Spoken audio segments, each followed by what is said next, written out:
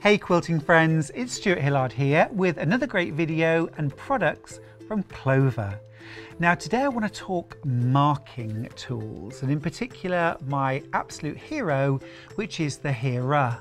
The Hera marker is an amazing marking tool from Clover, which is great for marking straight lines, particularly when you're doing things like quilting or dividing up pockets. A bag like this, for example, I've put lots of straight line quilting in the main body of the bag, and I've also done some outline quilting. Now you can sometimes follow the piecing, but having a marked line just makes the whole job easier and more successful for everyone. Doesn't matter whether you're a beginner or experienced. Now the Hera marker itself is this tool right here, and it has a really comfy handle, and then it has this edge down the back which is really quite it feels quite sharp.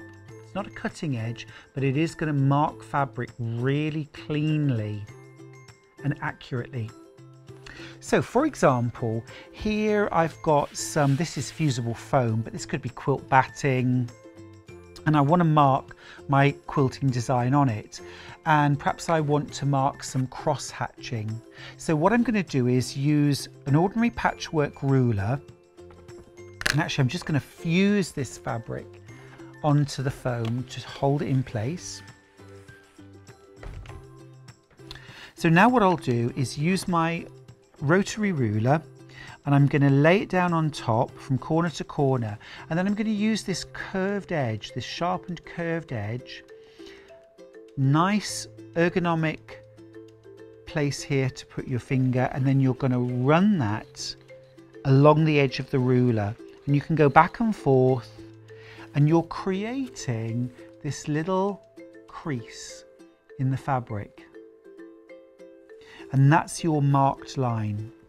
If I go from corner to corner, and these are my foundation lines. So I've got my first two foundation lines, and then working from this, I can use my ruler to measure out. Now I'm going to use the 1.5 inch mark, and if I start by laying that on my first foundation line and create my next mark, just going back and forth, and then lay again my 1.5 inch mark on that crease, and I'm going to work in exactly the same way from the center line out, marking all those creases. It's best to work on a nice flat surface when you're doing this so that you can apply enough pressure. Now once I've got those lines in place, I could just quilt diagonal lines, that would look great. But what I'm going to do now is mark the same lines going in the opposite direction, all at 1.5 inches, and that's the size of grid that I've picked, but you could pick a different size.